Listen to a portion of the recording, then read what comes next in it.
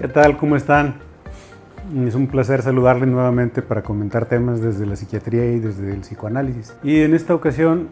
voy a comentarles una obra ya consumada, que es una compilación de mi buen amigo, el psicoanalista en formación, Alfredo Estefano Castro Enríquez, que se llama El porqué de las violencias, un libro que todavía pueden encontrar, un estudio de la psicogénesis psicoanalítica, el por qué los seres humanos a lo largo de la historia y en cada individuo a lo largo de su propia vida hemos desarrollado formas de violencia psicológica, física, grupal, social, etc. Este libro es la colaboración de una gran cantidad de colegas psicólogos, psicoanalíticos, psicoanalistas, psiquiatras, profesionales de la salud mental en general. Y viene el caso porque está en proceso de elaboración la segunda edición de una compilación semejante, que ahora va a llevar por título Las nuevas cartografías psíquicas, y en la cual un servidor ha sido invitado para escribir uno de los capítulos. Y el capítulo que a mí me tocó escribir se llama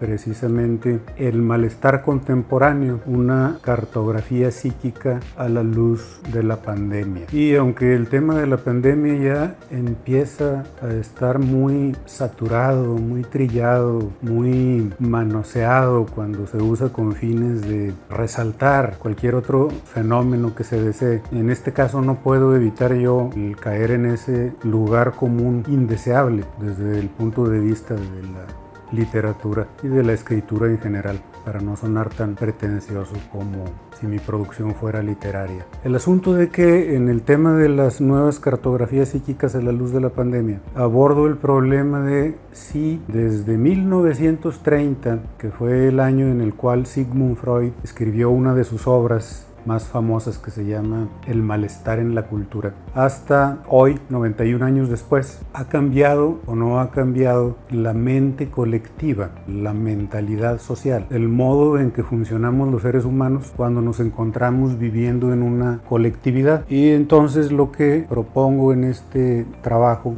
que ya está en revisión para su impresión, es que de aquel tiempo a la fecha efectivamente ha cambiado. En términos de la evolución, cuando nos referimos a la evolución de las especies y en particular del ser humano, no tendría nada de extraño pensar que nos vamos adaptando a las situaciones que nos va planteando los retos de la vida, los retos del medio ambiente, para tener cambios evolutivos. Entonces, que de la misma manera en que nuestro cuerpo ha ido especializando sus funciones, ha ido especializando sus tareas para enfrentar el apremio de la vida, pues también nuestra mente se ha ido adaptando a nuevos problemas. Allá en los 30 del siglo pasado, el hombre, nos dice Sigmund Freud, desarrollaba síntomas neuróticos porque la estructura social que regía la vida de la colectividad, de la sociedad de aquel tiempo, le impedía, por medio de reglas sociales, reglas de urbanidad, reglas de comportamiento muy estrictas, le impedía y le limitaba la manifestación de sus impulsos, de manera particular los impulsos agresivos y los impulsos sexuales. Y esa ha sido una de las tesis más duraderas del psicoanálisis freudiano, que las neurosis se producen por un exceso de represión de los impulsos, y en la curación, los que nos dedicamos a ello, hacemos que la persona sea más libre en la manifestación de estos. En este trabajo, El malestar contemporáneo a la luz de la pandemia, lo que yo planteo es que efectivamente eso era cierto en aquel tiempo, pero que como las condiciones sociales han cambiado actualmente, sobre todo en las ciudades como la nuestra, tanto las manifestaciones de la hostilidad, manifestaciones de la rebeldía contra las instituciones, contra el gobierno, contra las autoridades, las manifestaciones de rebeldía en la familia, contra los padres, contra las figuras de autoridad, no solamente han dejado de ser prohibidas, sino al contrario, ahora son bien vistas como manifestaciones de un espíritu libre, de una libertad de pensamiento, de una libertad de criterio,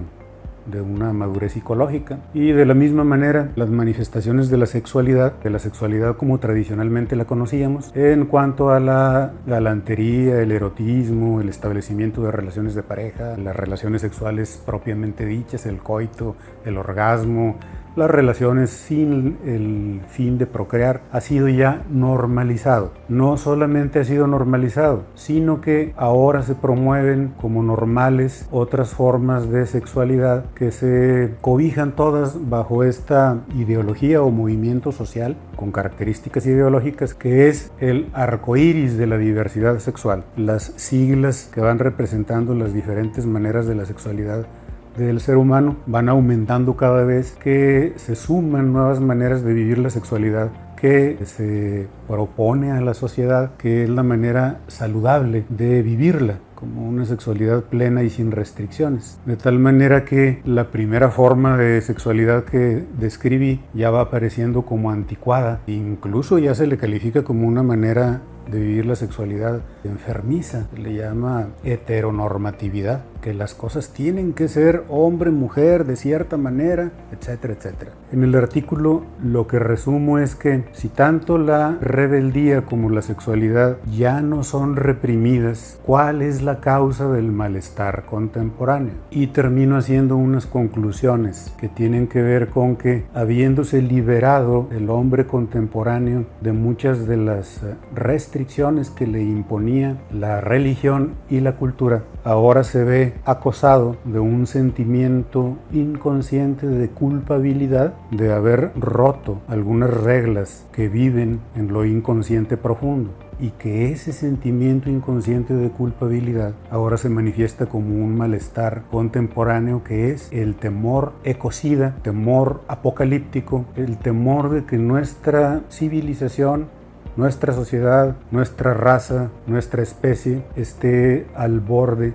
de la extinción. Estas ideas han sido muy trabajadas en películas que parecían anticipar la pandemia, y la pandemia que vivimos parece ser como la realización de muchos temores y fantasías colectivas, que es una realidad sumamente dolorosa.